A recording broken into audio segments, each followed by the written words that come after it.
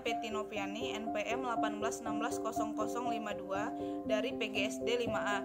Di sini saya akan menjelaskan mengenai simulasi atau disebut pembelajaran micro teaching. Yang pertama saya akan menjelaskan pengertian konsep pembelajaran micro teaching atau simulasi. Pembelajaran mikro atau simulasi.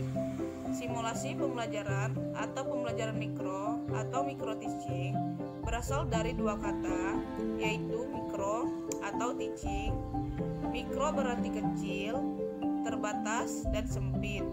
Sedangkan teaching berarti mendidik atau mengajar. Micro teaching adalah salah satu pendekatan atau cara untuk melatih penampilan mengajar yang dilakukan secara mikro atau disederhanakan dalam waktu dan akomodasi yang terbatas atau miniatur mengajar. Ada 4 unsur-unsur pokok dalam pembelajaran, yaitu yang pertama, tujuan atau kompetensi, materi yang harus dipelajari siswa, metode dan media. Yang terakhir, evaluasi. Maka dari itu, di sini terdapat beberapa pengertian tentang pembelajaran mikro menurut para ahli, yaitu yang pertama, menurut Roestia 1982, pembelajaran mikro merupakan suatu kegiatan mengajar di mana segala sesuatunya dikecilkan atau disederhanakan. Yang kedua, menurut Hasibuan 1988, pembelajaran mikro adalah metode latihan yang dirancang sedemikian rupa dengan jalan mengisolasi bagian-bagian komponen dari proses pembelajaran sehingga calon guru atau pendidik dapat menguasai keterampilan satu persatu dalam situasi mengajar yang disederhanakan. Sehingga bisa disimpulkan dari beberapa pengertian pemahaman terkait micro teaching atau simulasi pengajaran, yakni model pelatihan praktik mengajar dalam lingkup terbatas atau mikro untuk mengembangkan keterampilan dasar mengajar atau basic teaching skill yang dilaksanakan secara khusus dan dalam situasi yang disederhanakan atau dikecilkan. Manfaat dari pembelajaran mikro yaitu yang pertama, manfaat bagi siswa atau calon guru. Setiap mahasiswa, calon guru dapat melatih bagian demi bagian dari setiap keterampilan mengajar yang harus dikuasainya secara lebih terkendali dan terkontrol. Setiap mahasiswa, calon guru dapat mengetahui tingkat kelebihan maupun kekurangan dari setiap jenis keterampilan mengajar yang harus dikuasai. Manfaat bagi para guru yaitu para guru baik secara mandiri atau bersama-sama dapat berlatih untuk lebih meningkatkan kemampuan mengajar yang telah dimilikinya, mengetahui kelebihan dan kekurangan yang dimilikinya terkait dengan keterampilan mengajar yang harus dikuasainya. Manfaat bagi supervisor yaitu dapat memperoleh data yang objektif dan komprehensif tingkat kemampuan para calon guru maupun para guru dalam hal kemampuan mengajar yang harus dikuasai sesuai dengan tuntutan profesinya, dapat memberikan masukan, saran maupun solusi yang akurat karena didasarkan pada data atau informasi yang lengkap sesuai hasil pengamatan dari pembinaan melalui pembelajaran mikro yang telah dilakukannya. Prinsip pembelajaran mikro secara umum, perhatian dan motivasi, aktivitas, balikan dan penguatan, tantangan, perpaduan individual. Secara mikro, fokus dan penampilan, umpan balik, keseimbangan, dan ketuntasan. Ada beberapa ketentuan dalam penerapan pembelajaran mikro, yaitu fokus pada penampilan, yaitu yang menjadi sasaran utama dalam pembelajaran mikro adalah penampilan setiap peserta yang berlatih. Penampilan dimaksud adalah perilaku atau tingkah laku peserta atau calon guru atau guru dalam melatihkan setiap jenis keterampilan mengajarnya. Selanjutnya, spesifik dan konkret. Cara yang dilakukan seperti itu dalam pembelajaran mikro dimaksudkan agar pihak yang berlatih secara optimal memfokuskan pada jenis keterampilan tersebut. Yang ketiga, umpan balik prinsip berikutnya dari pembelajaran mikro, yaitu umpan balik, yaitu proses memberikan balikan atau komentar, saran, solusi, pemecahan, dan lain-lain yang didasarkan pada hasil pengamatan dari penampilan yang telah dilakukan seseorang yang berlatih. Yang keempat, keseimbangan prinsip ini terkait dengan prinsip sebelumnya, yaitu umpan balik. Maksudnya, ketika observer atau supervisor menyampaikan komentar, saran, atau kritik terhadap penampilan peserta yang berlatih, calon guru atau guru tidak hanya menyoroti kekurangan atau kelemahannya saja dari peserta yang berlatih tersebut. Yang kelima, ketentuan adalah kemampuan yang maksimal terhadap keterampilan yang dipelajarinya. Yang keenam, maju berkelanjutannya, yaitu siapapun yang berlatih dengan menggunakan pendekatan pembelajaran mikro, ia harus mau belajar secara terus-menerus tanpa ada batasnya. Selanjutnya, metodologi pembelajaran. Pembelajaran dalam kurikulum 2013 menurut panduan teknis kurikulum 2013 sekolah dasar, pembelajaran dalam kurikulum 2013 bercirikan yang pertama, tematik terpadu. Pembelajaran yang tematik terpadu adalah pembelajaran terpadu menggunakan tema.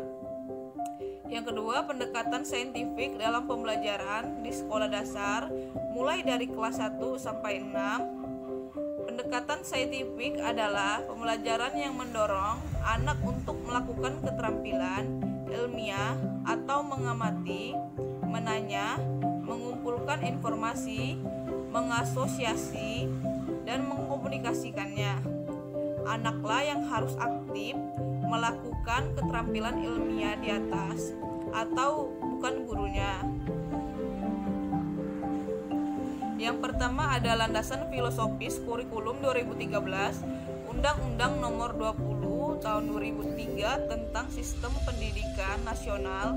Pada pasal 1 butir 1 menyatakan bahwa pendidikan adalah usaha sadar dan terencana untuk mewujudkan suasana belajar dan proses pembelajaran agar peserta didik secara aktif mengembangkan potensi dirinya untuk memiliki kekuatan spiritual, keagamaan, pengendalian diri, kepribadian, kecerdasan, akhlak mulia, dan keterampilan yang diperlukan dirinya, masyarakat, bangsa, dan negara.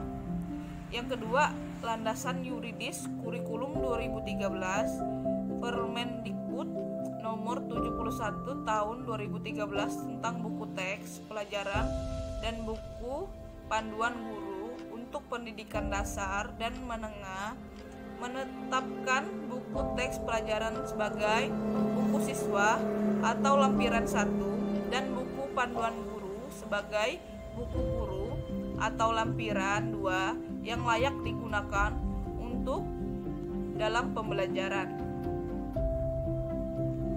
Selanjutnya, dasar pemikiran. Pedoman khusus penerapan RPP dalam pembelajaran adalah pedoman operasional dan pedoman umum pembelajaran yang diatur dalam Permendikbud Nomor 81A Tahun 2013 tentang implementasi kurikulum. Pedoman khusus ini berisi tentang tujuan dan lingkup pedoman, Langkah-langkah penerapan RPP dalam pembelajaran, model-model penerapan pembelajaran, penilaian proses pembelajaran, dan penutup. Penerapan pembelajaran tematik. Pelaksanaan pembelajaran tematik SD mengacu pada buku panduan guru dan buku siswa. Guru perlu mengembangkan buku tersebut sesuai dengan pendekatan saintifik. Selain itu, jadwal pembelajaran perlu dibuat oleh guru. Yang pertama, pengaturan jadwal pembelajaran tematik. Yang kedua, pemanfaatan teknologi informasi dan komunikasi (TIK) dalam pembelajaran. Yang ketiga, persiapan dan pelaksanaan kegiatan pembelajaran. Teknik dan instrumen yang digunakan untuk penilaian kompetensi sikap, pengetahuan, dan keterampilan sebagai berikut. Yang pertama, penilaian kompetensi sikap atau afektif melalui cara observasi penilaian diri, self-assessment atau penilaian antar peserta didik, for assessment, dan jurnal. Yang kedua, penilaian kompetensi pengetahuan atau kognitif pendidik menilai kompetensi pengetahuan melalui tes tulis, tes lisan, dan penugasan.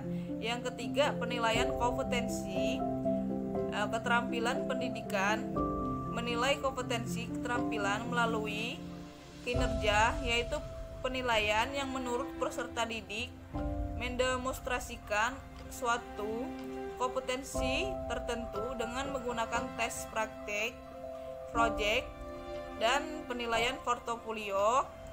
Instrumen yang digunakan berupa daftar cek atau skala penilaian yang dilengkapi rubrik. Yang selanjutnya bab 3, keterampilan dasar mengajar. Yang pertama itu keterampilan membuka pelajaran. Ada banyak hal yang masih memikat perhatian murid di luar ruangan kelasnya. Hal tersebut dapat membuat murid tidak memperhatikan pelajaran yang disampaikan. Untuk mengatasi hal ini, guru dapat menetapkan titik hubungan antara murid dan pelajaran yang disampaikan. Pembukaan pelajaran harus sesuai dengan minat dan kebutuhan murid.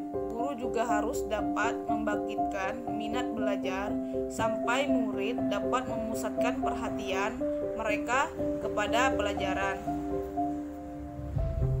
Yang kedua, mengelola kelas. Pengelolaan kelas adalah keterampilan guru untuk menciptakan dan memelihara kondisi belajar yang optimal dan mengembalikannya bila terjadi gangguan dalam proses belajar mengajar. Komponen-komponen dan prinsip-prinsip keterampilan mengelola kelas yaitu: preventif adalah yang berkaitan dengan kemampuan guru dalam mengambil inisiatif dan mengendalikan pelajarannya, dan represif yaitu berkaitan dengan respon guru terhadap gangguan siswa yang berkelanjutan dengan maksud agar guru dapat mengadakan tindakan remedial untuk mengembalikan kondisi belajar yang optimal. Yang tiga, menggunakan media atau alat. Pemilihan media sesuai dengan PBM yang diprogramkan, teknik mengkomunikasikan media tepat, organisasi mengkomunikasikan media menunjang PBM, guru terampil menggunakan media. Yang keempat, menjelaskan. Yang dimaksud dengan keterampilan menjelaskan adalah penyajian informasi secara lisan yang diorganisasikan secara sistematik untuk menunjukkan adanya hubungan yang satu dengan yang lainnya. Yang kelima, variasi stimulus. Dalam kegiatan pembelajaran, pengertian variasi merujuk pada tindakan dan perbuatan guru yang disengaja ataupun secara spontan, yang dimaksudkan untuk memacu dan mengikat perhatian siswa selama pelajaran berlangsung. Tujuan utama guru mengadakan variasi dalam kegiatan pembelajaran untuk mengurangi kebosanan sehingga siswa memperhatikan terpusat pada pelajaran. Yang keenam, bertanya. Pada hakikatnya, melalui bertanya, kita akan mengetahui dan mendapatkan informasi tentang apa saja yang ingin kita ketahui. Dikaitkan dengan proses pembelajaran, maka kegiatan bertanya jawab antara guru dan siswa antar siswa ini menunjukkan adanya interaksi di kelas yang dinamis dan multi arah. Kegiatan bertanya akan lebih efektif bila pertanyaan yang diajukan cukup berbobot, mudah dimengerti, atau relevan dengan topik yang dibicarakan. Yang ketujuh, memberikan penguatan. Penguatan adalah respon terhadap suatu perilaku yang dapat meningkatkan kemungkinan berulangnya kembali perilaku itu. Yang kedelapan, membimbing diskusi kelompok. Diskusi kelompok adalah suatu proses yang teratur yang melibatkan sekelompok orang dalam interaksi tatap muka, yang informasi dengan berbagai pengalaman atau informasi, pengambilan kesimpulan, atau pemecahan masalah. Yang kesembilan, mengajar kelompok kecil atau perseorangan. Secara fisik, bentuk pengajaran ini ialah berjumlah terbatas, yaitu berkisar antara 3-8 orang untuk sekelompok kecil dan seorang untuk perseorangan. Pengajaran kelompok kecil dan perseorangan memungkinkan guru memberikan perhatian terhadap setiap siswa serta terjadinya hubungan yang lebih akrab antara guru dan siswa dengan siswa. Yang terakhir, menutup pelajaran. Jangan akhiri pelajaran dengan tiba-tiba. Penutup harus dipertimbangkan dengan sebaik mungkin agar sesuai. Guru perlu merencanakan suatu penutup yang tidak tergesa-gesa dan juga dengan doa sekitar 3-5 menit.